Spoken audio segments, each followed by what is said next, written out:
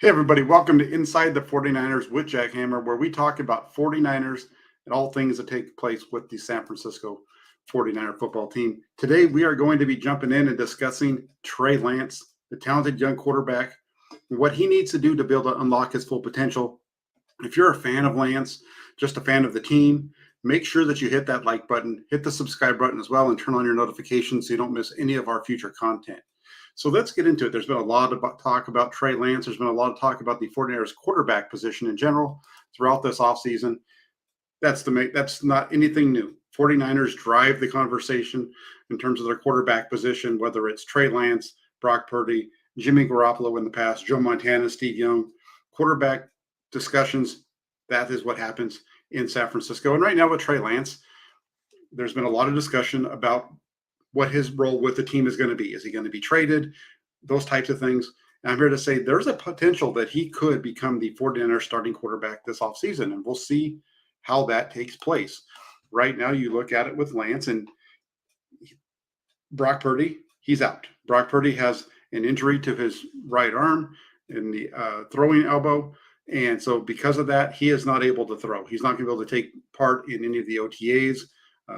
Minicamp, right around the time of minicamp, is when he should be able to return and to just even throwing activities for Brock Purdy. Now, so let's see how this plays out for Trey Lance. And you look at this guy, Trey Lance is somebody who came to the 49ers as the number 3 overall draft pick in 2021.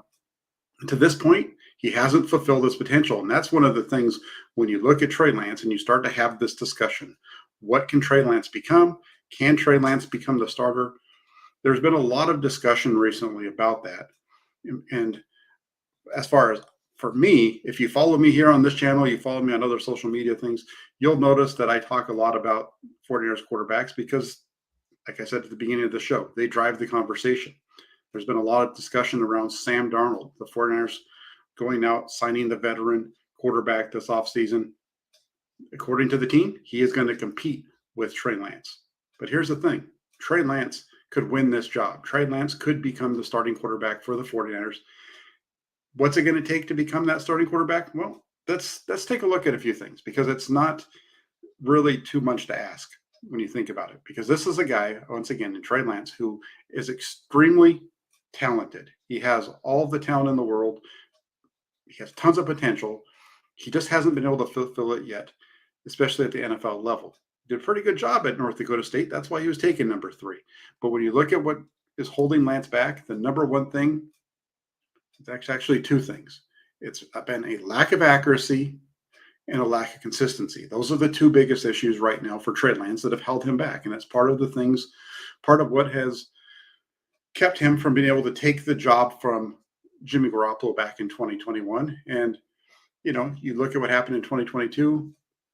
We'll get into that a little bit there as well. But you look at, like I said, when you look at Lance, he has all the potential in the world, and he just needs to be able to go out.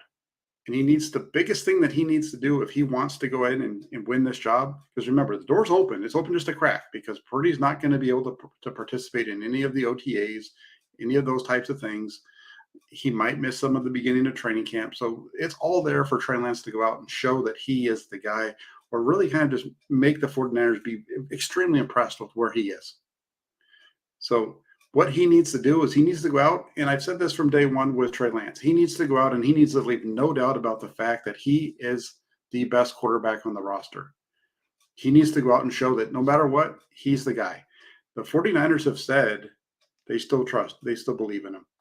Whether it's Kyle Shanahan or John Lynch, they've both said to the media out that they still believe that Trey Lance because of all the things that they went out and saw when they drafted him and what caused them to take him at number 3. So the team says that they still believe in him. Let's see how that plays out. But the biggest thing for Lance, and when it comes to his on-field performance, though, again, like I said, is it's consistency and accuracy. You go back and when you look at his performance, especially, last year you didn't see a whole lot of him. He was only there for 5 quarters, and that's not enough time to really make a big judgment on him in terms of his game performance. But what we saw from him in the games was very similar to what we saw from him throughout training camp and during the preseason last year. He didn't play much in the preseason either, so mostly during training camp. And, a great deal of the fans aren't there. Well, I'm there. The other reporters are there. And let me just kind of give you a little bit of an idea of what we saw from Trey Lance last year. It was up and down. During training camp last year, it wasn't a smooth road. And yes, he's going up against one of the best defenses in the league, or it came out to be one of the best defenses in the league. But at the same time, there was a lot of those starters on that 49ers defense that didn't participate throughout the entire training camp. You start to go back and you look at it, and there was a number of starters who were injured or just held out. You look at the secondary in particular, and Emmanuel Mosley, Jimmy Ward, both out with injury, so they have their backups in there. Same thing with Charvarius Ward. He missed a great deal of the training camp last year. Nick Bosa rarely went during team drills because unless Mike McGlinchey and Trent Williams were on the field, he was just blowing it up, and they didn't want to have the offensive day ruined by Nick Bosa going out there and blowing them up. So a lot of it was against their backups, which of course still the 49ers backups are still good, but they're not the same level as what their starters were. That aside, what happened with Lance during training camp was he was up and down. Let's just put it that way. He didn't show out the way that you would expect the number one pick of this team, taken number 3 overall in 2021, to be able to go out and make it and take the job. He didn't have any competition last year. It was Nate Sudfeld, and that was it. Brock Purdy was the new guy on the block, and he was only getting a couple of reps per team per turn during team drills and those types of things. So he wasn't getting it, and it was Lance's job. The 49ers had set aside that season to be Lance's. But you watched him during training camp, and what you saw was a guy who he has the arm strength to be able to hit throws at all levels of the field. He has shown that from day one. He showed that back in 2021. That's one of the things that really Matt Miyoko, who covers the 49ers and has been covering them for a long time, during training camp last year, about a weekend, said, man, there's some things that Trey Lance does that I've never seen quarterbacks do around here in a very long time. And he's accurate on that, because there were some tremendous things that Trey Lance was doing over the beginning of that training camp during his rookie year. Things kind of leveled off from there. This last training camp, it was very rocky. It was up and down. You'd have a good day followed by a bad day, and sometimes, and this happens, right? A quarterback's not going to go out there, not going to complete every throw. Even the best quarterbacks in the league are going to miss 3 out of every 10 throws. Look at it, 70% completion rate. That's usually right around the top of the league. And so that's 3 out of every 10. So you start to look at it with Lance, and he's been around 57% over his career. Last year in training camp, that's where he was about 57%. The biggest thing with Lance, like I said, is he has that ability to hit throws to every spot on the field. He can hit the deep ball. He can throw it to the hit the corners. He can get the ball outside the numbers. But he struggled a little bit last year in training camp with being able to hit those outs at about 15 yards, it's a tough timing route, but those balls tended to sail on him. And what was more concerning than just that was the inability to hit some of the underneath throws. The area where Trey Lance needs to improve, if he wants to get this job and he wants to be the starting quarterback for the 49ers going forward, he needs to be able to be better on the underneath stuff. He needs to be able to just make the easy throws. We know he can make the big throw. We know that he can make a highlight type of throw. That's not in doubt. But what he needs to be able to do is go out and just move the offense and make the throws that keep the offense in positive positions so that they can continue just to be in rhythm and move the ball down the field. And that's, in watching him, I think that is the number one biggest area that he needs to improve on, is for Trey Lance to be able to hit those underneath throws. Just take the check down, get your back foot, look downfield, pop it down underneath to the running back. During training camp last year, there was a number of times where he would do that, drop back. It's not open downfield. I'm going to dump it off to the running back, and it was over their head or off to the side to Kyle Juszczyk, what have you. It wasn't a ball that was catchable. And that's an issue. I'm not even talking about ones where like maybe it was behind him a little bit or whatever. That's nitpicking. I'm talking about passes that should have been completions that were not completions because the short throw was inaccurate. So I think that's the biggest area for Trey Lance that he needs to improve on, is that he needs to be able to just keep the offense moving, keep it in rhythm, keep it flowing. that's the area that we saw from Brock Purdy that he did so well. Is he was really good at being able to just take it down the field, but in that mid range, every once in a while he'd go over the top, but not very much. He was okay at the deep ball, but not all that great. I think his completion percentage was right on like 35% on passes over the 21 yards last season. Talking about Purdy there. So we'll see how this projects out, but there's an opening here for Trey Lance. He has the potential. I want to make sure that that's clear, because the potential is there for Trey Lance to win the job. There's the potential has always been there for Trey Lance to be a very good NFL quarterback. That's why he was taken where he was. But he needs to go out and he needs to be able to show it. He needs to be able to go out and take advantage of it. So we'll see if Trey Lance can win this job, or go out and do what he needs to do. Or does he continue to play at the same level he's been playing? Does Sam Darnold come in and beat him out? Does Brock Purdy make it back week 1 or early on during training camp and be able to hold on to the starting position? Those are what's going to be coming up. But what I wanted to do first off was come in and I wanted to talk about Trey Lance, because I think that the potential is there, and I think he has the opportunity here to win the job if he just does what he's supposed to do. And more than anything, like I said, just keep the offense moving and don't leave any doubt about anything else. Let's see what else we've got. A couple of questions over here. I wanted to hit on this one topic, and it's KW2421 says, watch Darnold balls out and takes a starting job. It would be so amazing. And this is an interesting topic around the 49ers, especially in this community of YouTube space where we have a lot of people talking 49ers, and we'll see what happens here with Sam Darnold. My take on Sam Darnold from the time that they drafted him, after watching some of his games last year and kind of going through some of the beginning of the season in 2021, is this is a guy who shows some things. If you listen to what Kyle Shanahan said about Sam Darnold during the owners meeting, basically what he said was, hey, this is a guy who's been around. We've liked him a lot. He has the traits of a guy that could be very good in the NFL. That's why he was taken at number 3.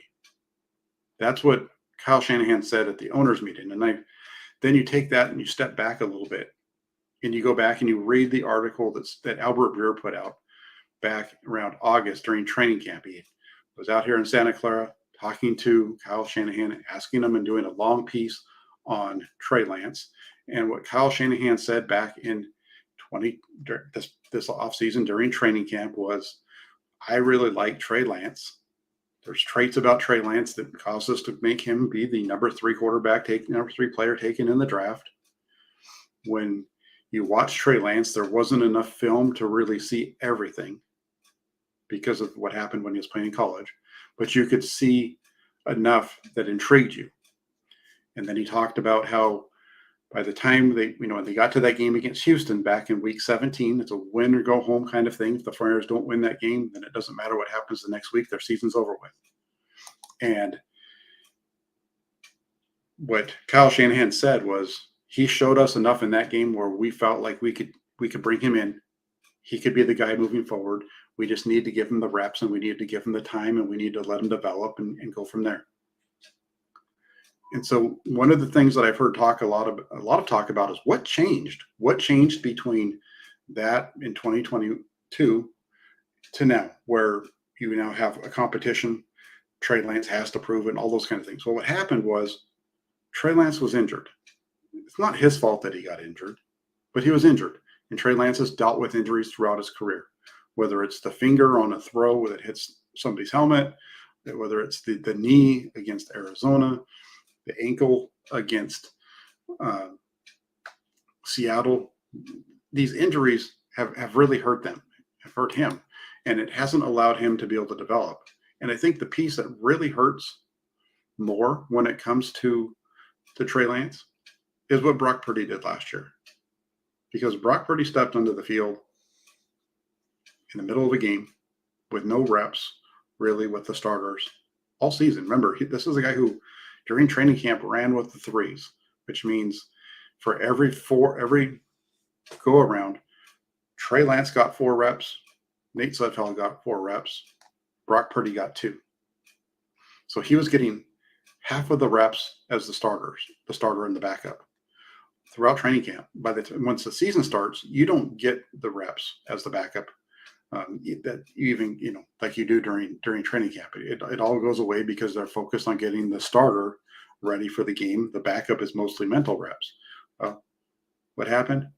You had Brock Purdy step in, and not only did he blow it out for one game, he did it throughout the course of 5 starts and 6 games. And as a result of that, I think that puts them in the situation, and that is why Brock Purdy is the leader in the clubhouse going in, is because of his performance.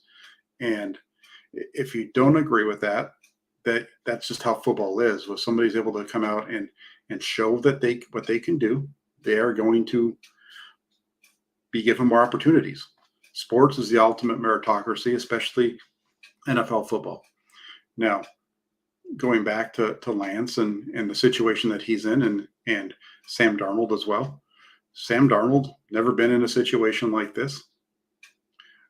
There's been some chatter about how Sam Darnold performed during his time with the Carolina Panthers, because remember now, Sam Darnold, when he was in Carolina, played with Christian McCaffrey and DJ Moore, 2 very good players, especially Christian McCaffrey. We saw the influence that Christian McCaffrey made on the 49ers this past season.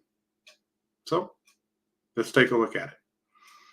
The Carolina Panthers in 2021 were 5-12. They won 5 games, they lost 12. Sam Darnold, DJ Moore, Christian McCaffrey played together 4 times. 4 times.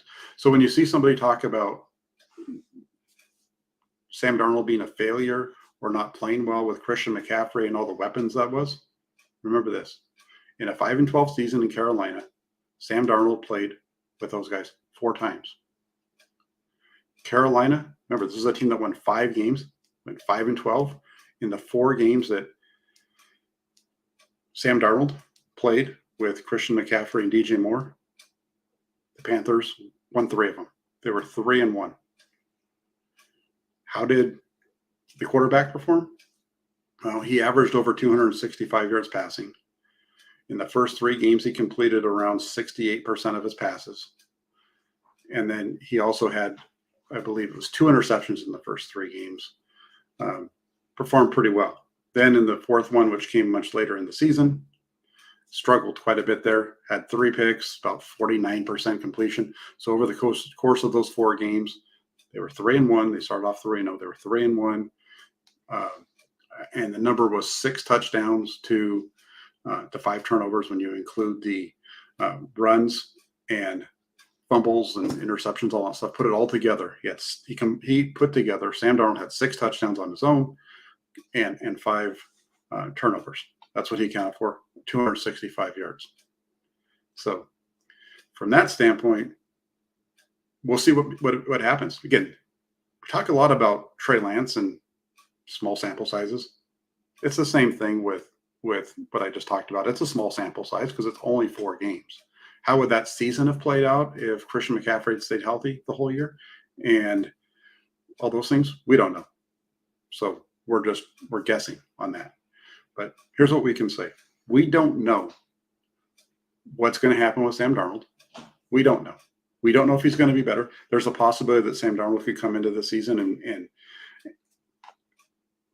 with the coaching of Kyle Shanahan and the players around him, be the best version of Sam Darnold possible, and maybe even be good enough to beat out Trey Lance, maybe even be good enough to beat out Brock Purdy. We don't know. Now, does that also account for Trey Lance? Of course, that's what the whole beginning of this show was about. Trey Lance, he's already been here. He's already been working with these guys. So it's not a new environment for him. But does having Christian McCaffrey and George Kittle and all those players healthy potentially help him as well? Well, yeah, of course it does. Of course it does. And we'll see how it plays out once the season starts. We'll see how it plays out starting with OTAs in a couple of weeks. We have rookie minicamp is up next for the 49ers. That's going to be taking place next Friday and Saturday. in Santa Clara. Really looking forward to seeing how that goes for the 49ers, getting a chance to see the rookies for the first time up close. That should be a lot of fun. A couple of other things that I want to hit on really quick before we go off. I know we're talking, the main piece of this show was about Trey Lance. We talked about him to begin with, and we talked about the other quarterbacks in this situation as well. So let's go back, and there were some questions that I was asked earlier today, and one of those was Jalen Moore, Ambry Thomas, are they on the hot seat? And I would say absolutely 100%. You saw Thomas last year; he was around 330 snaps during his rookie campaign, and he had just 41 last season. There's a reason for that. He struggled mightily, and then the team goes out and they bring in Darrell Luter Jr., a cornerback in round 5. That seems like they were targeting going in and replacing a guy like Ambry Thomas, or at least forcing him to fight for his roster spot. The other one, Jalen Moore. Well, think about this one when you look at Jalen Moore at tackle. The 49ers didn't add any offensive linemen during the draft. I know they signed some as undrafted free agents, but they didn't sign any during the draft. But they did go out and they added a couple of veterans. They added John Feliciano and Matt Pryor during free agency. The Feliciano one is the one that gets me intrigued, because Feliciano is an interior offensive lineman. John Lynch, during his pre-draft media session, talked about how playing right guard is open to Feliciano. My question, let's watch for it, is the possibility of Spencer Burford moving from right guard to right tackle. So we'll see how that plays out. I was also asked what my favorite 49ers draft pick was and why. I really like the 49ers draft. If you watch the channel and you watch the honest review that I put together of the 49ers draft, I think it was a pretty good draft. I felt like the 49ers went out. They did a good job of acquiring players who provide depth for the roster right now, while also developing into larger roles down the road. The one, though, if I had to pick a single player that I really liked, I'm going to say it's linebacker D. Winters. And the reason is I think that he has the potential to crack the starting lineup. Now, you look at the roster overall, they're pretty well set across the board. We know Jake Moody, the kicker at number 3, as long as he does what he's supposed to do and puts the ball through the goalpost, he's going to be the starting kicker. But D. Winters, I think, has a shot at actually cracking the starting lineup on the defensive side. The 49ers, we know they're set with Warner and Greenlaw. However, they lost Azeez Al-Shire in free agency, so that leaves an opening there. And I think you look at it, Winters can fill that hole. Speed, aggressiveness, really good against the run, which is really what that position is about. Is that third linebacker for the 49ers isn't really asked because of the coverage. That guy's out there more on early downs when they're kind of playing 50-50 or expecting run. So I think that opens up the door for Winters to possibly step in there, but he's going to have his hands full. He's going to have to beat out Oren Burks, who the 49ers brought in last year, more of a special teams guy, but he's solid as a linebacker. And then you also have Demetrius Flanagan-Fowles returning. So we'll see how the 49ers go in that direction. And then I was also asked, is there a possibility of one of these undrafted free agents making the 53-man rosters, especially, along the defensive line? And my response to that is that I think it's going to be really difficult this year for any of the undrafted free agents to make this roster. The 49ers already have a very talented team across the board. You look at their defensive line in particular, you have Nick Bosa, Drake Jackson, Clelin Ferrell, Kerry Hyder, Austin Bryant, Alex Barrett. Those are all veterans, and then they added Robert Beal Jr. in round 5. All those guys aren't making the roster. Some of those guys are going to miss off, and I find it hard to see an undrafted rookie free agent defensive end knocking any of those guys off the roster. And then you look on the inside, you have Javon Hargrave. He's not going anywhere. Same thing with Eric Armstead. Javon Kinlaw, Kevin Givens, T.Y. McGill, and then Kalia Davis, who the team drafted last year. That's 13 really good football players. 49ers usually only keep somewhere between 9 to 11 on their active roster. They already have a really good group of 13. I think it's going to be a stretch for any undrafted rookie free agent to make this roster. So we'll see how it goes. So there we are. There you have it. Take it for what it's worth here on a Friday. I think you look at the 49ers quarterback situation, it's going to be fun. As far as I'm concerned, you've got 3 guys that could win this job. Brock Purdy, we'll see when he comes back and if he's healthy. Yeah, I would say, I mentioned it yesterday. John Lynch went on KNBR. He talked about Brock Purdy, the update wasn't a whole lot of anything new. 12 weeks. That's when we are expecting to get the next update on Purdy. At that point, if everything checks out, he can be able to start throwing. Once he starts throwing, it's going to be very light throwing in the beginning. He'll ramp up from there. If he takes it out to the full 24 weeks, that is the Friday following the final preseason game. So what we're going to see is we're going to see Trey Lance, we're going to see Sam Darnold, and we're going to see Brandon Allen, and those are going to be the three that are going to go out and compete for the position. Now, Brandon Allen is, let's face it, Brandon Allen is here to be the third quarterback until Brock Purdy comes back. He's not starting for the quarter. He's not competing for the job. That competition is going to be taking place between Lance and Sam Darnold. We'll see how it all plays out. I think, as I've said many times, if Trey Lance fulfills his potential, if Trey Lance is the guy that the 49ers thought they were getting when they drafted him at number 3, he should win the job.